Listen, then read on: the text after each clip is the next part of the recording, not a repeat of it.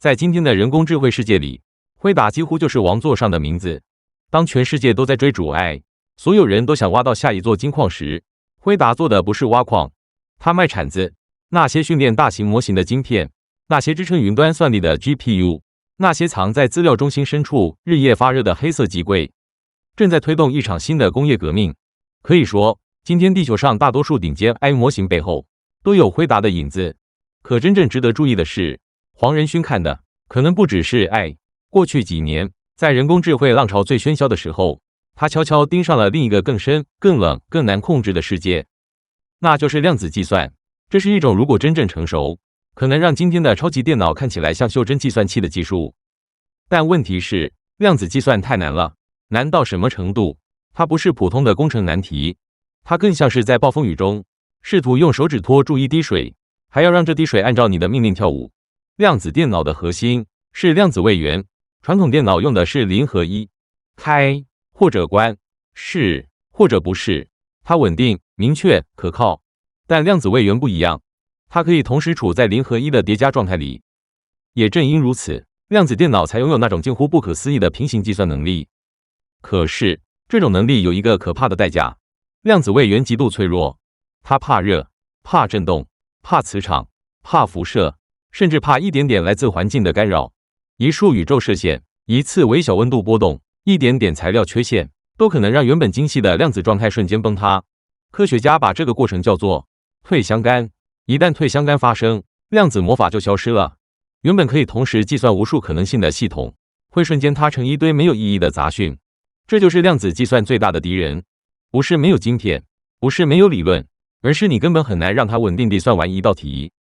幾十年來，科學家一直在想辦法解決這件事。在傳統電腦裡，錯誤很好處理，資料怕錯，就多複製幾份。3份資料裡，如果有1份出錯，另外2份可以把它糾正回來，這叫冗餘。但量子世界不吃這一套，因為量子力學裡有一條規則，叫不可複製定理。簡單說，一個未知的量子狀態不能被完美複製，你不能像複製文件一樣，把一個量子位元複製出3份來對答案。所以科學家只能換一種方法，他們把一個邏輯量子位元的信息分散到很多實體量子位元裡，可能是幾百個，甚至幾千個，然後用傳統電腦不停監控這些量子位元，看哪裡出錯，立刻修正。這就是量子糾錯。聽起來很合理，但問題來了，量子狀態能維持的時間非常短，有時候短到只有微秒級，也就是100萬分之1秒。傳統電腦必須在這極短的時間裡讀取訊號，判斷錯誤，計算修正方案，然後把指令送回量子晶片。慢一點就來不及了。這就像子彈已經飛過來，你還想拿鑷子把它夾住。理論上你知道要做什麼，但速度不允許。隨着量子晶片越做越大，量子位元越來越多，問題變得更加嚴重。幾十個量子位元還能勉強追，幾千個呢？幾十萬個呢？未來如果真有100萬量子位元的機器，傳統演算法還能追得上嗎？這就是整個產業眼前最危險的瓶頸。我們正在建造更好的量子硬體，但驅動它的控制系統可能已經跟不上了。也就是在這個時候，輝達走了進來。他沒有說我要造出最好的量子晶片，他說的是另一件事，我要控制量子電腦的大腦。2026年4月14日，按照原文資料 ，NVIDIA 宣布推出一套名為 Ising， 也就是 Ising 的開源人工智慧模型。它不是普通 AI 工具，它瞄準的是量子電腦最關鍵也最痛苦的部分——控制平面。什麼叫控制平面？你可以把量子晶片想象成一架極難駕駛的飛機，它速度極快，潛力巨大，但稍微一點氣流就可能失控。那控制平面就是駕駛艙，它要及時讀取飛機狀態，修正方向，穩定系統，防止它墜毀。輝達想做的就是把 AI 放進這個駕駛艙，讓人工智慧來控制量子位元，讓 AI 去看那些人類看不清的雜訊，讓 AI 去預測那些還沒爆發的錯誤，讓AI在量子狀態崩塌之前，先一步伸手把它拉回來。這才是 Ising 最真正可怕的地方。它不是等錯誤發生後才補救，它要學會提前預判。這套模型主要攻擊2個難題。第一個叫校準。很多人以為量子電腦就像普通電腦一樣，按下開關，系統啟動，然後就能開始運算。事實完全不是這樣。每一個量子位元都有自己的脾氣，它們對微波脈衝的反應不一樣，對磁場的敏感度不一樣，甚至同一台機器今天和明天的狀態都可能不一樣，所以在正式計算之前，工程師必須先校準整個系統。他們要發送大量測試訊號，測量回應，調整參數，再測量，再調整，直到所有量子位元勉強進入一種可控狀態。這個過程非常耗時，大型量子系統的校準可能要花好幾天。更麻煩的是，量子位元會漂移，也就是說，當你終於把它調好時，它可能已經開始偏離原本狀態了。你剛把門鎖修好，牆又歪了。而 Ising 的做法是用深度神經網絡學習大量量子控制訊號，它直接觀看量子系統的原始輸出，然後快速預測最佳控制參數。原本幾天的校準可能被壓縮到幾小時，甚至更短。這等於讓量子電腦不再是一次性調好，而是進入一種持續自我調整的狀態，像一位經驗極其豐富的技師，永遠站在機器旁邊，聽聲音、看震動、摸溫度，然後在問題真正出現前，就把螺絲擰回正確位置。第二個難題更關鍵，錯誤解碼。量子糾錯的本質其實是一場超高速偵探遊戲，系統會不斷吐出大量雜訊資料，這些資料被稱為綜合徵。他們不是直接告訴你哪個量子位元錯了，他們更像一堆模糊線索。你要從這些線索中判斷錯誤發生在哪裡，是某個量子位元翻轉了，還是相位變了？錯誤有沒有傳染到附近？該怎麼修正，才不會越修越亂？傳統演算法是用人類設計好的規則去判斷，但問題是量子雜訊太複雜，量子晶片越大，可能性就爆炸式增加。而 AI 最擅長的，恰恰就是在混亂中找模式。輝達用大量模擬量子雜訊來訓練 Ising， 讓他學會錯誤長什麼樣，錯誤如何擴散，不同錯誤之間有什麼關聯，某些看似隨機的雜訊背後是否藏着固定模式。當 Ising 被部署在輝達的大型 GPU 架構上時，它的作用就變得非常清楚。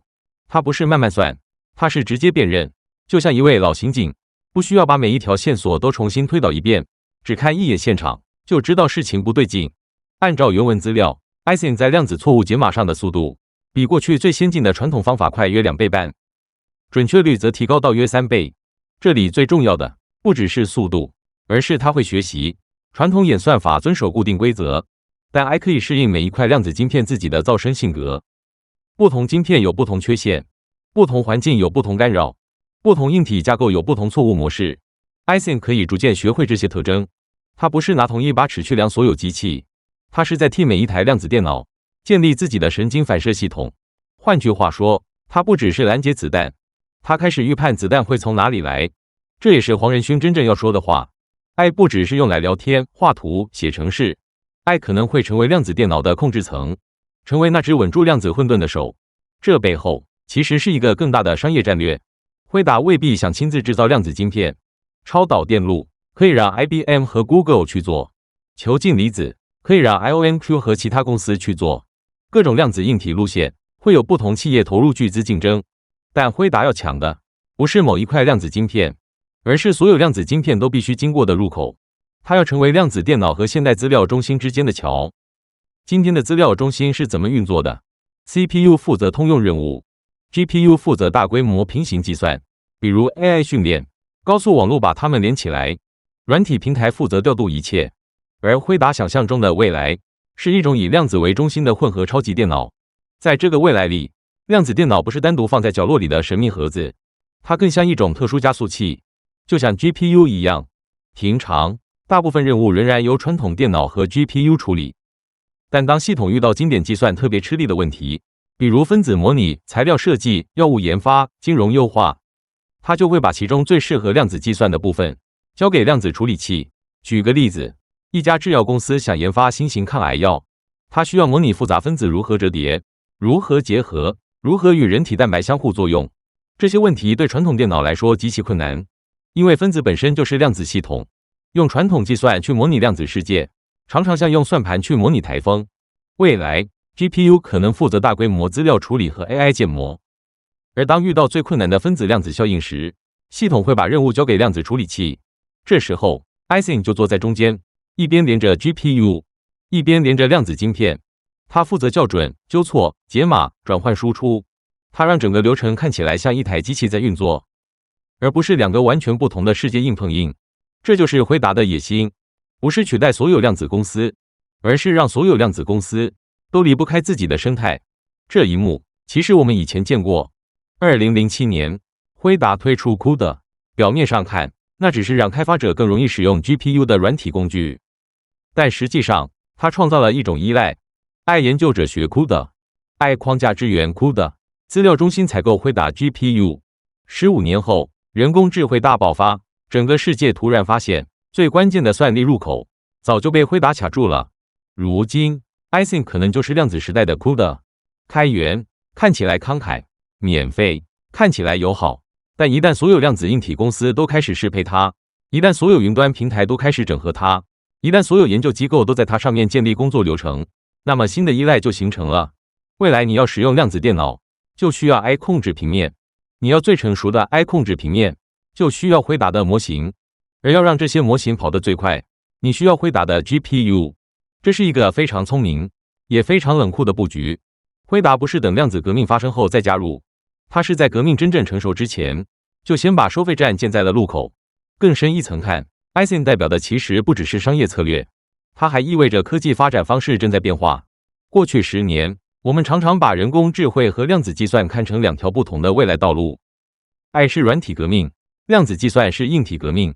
AI改變資訊處理，量子改變底層算力。可輝達現在展示的是另一種圖景。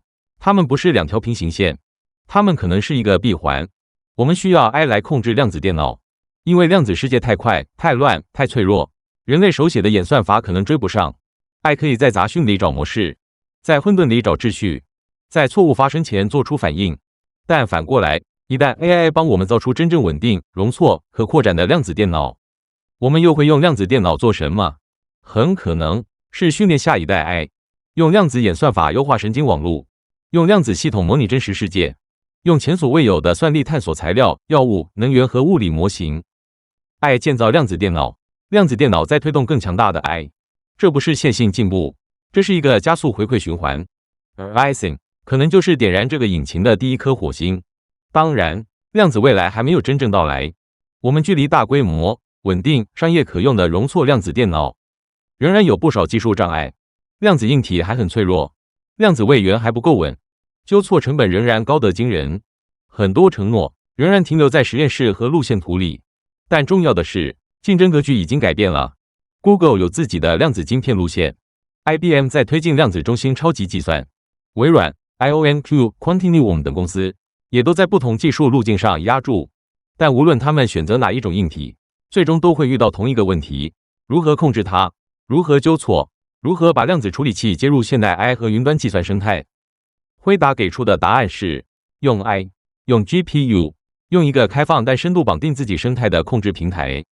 這就是為什麼這件事值得關注，因為輝達發布的可能不只是一套模型，它是在告訴整個產業，未來的量子電腦不會單獨存在，它會被 AI 控制，被 GPU 協調，被資料中心調度，被軟體生態鎖定。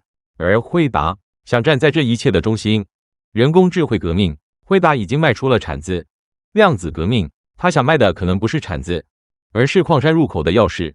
所以，真正的問題來了：當一家已經掌控 AI 算力命脈的公司，開始把 AI 放進量子電腦的大腦裡，世界會變成什麼樣？這會不會讓量子計算提前進入實用時代？又會不會讓未來最重要的兩種技術都被同一套生態牢牢連在一起？我們過去總說量子計算還很遙遠，可也許真正的變化不是量子電腦突然成熟，而是人工智慧先學會了如何馴服它。從那一刻開始，人類等待的就不再只是更強的電腦，而是一種全新的算力秩序。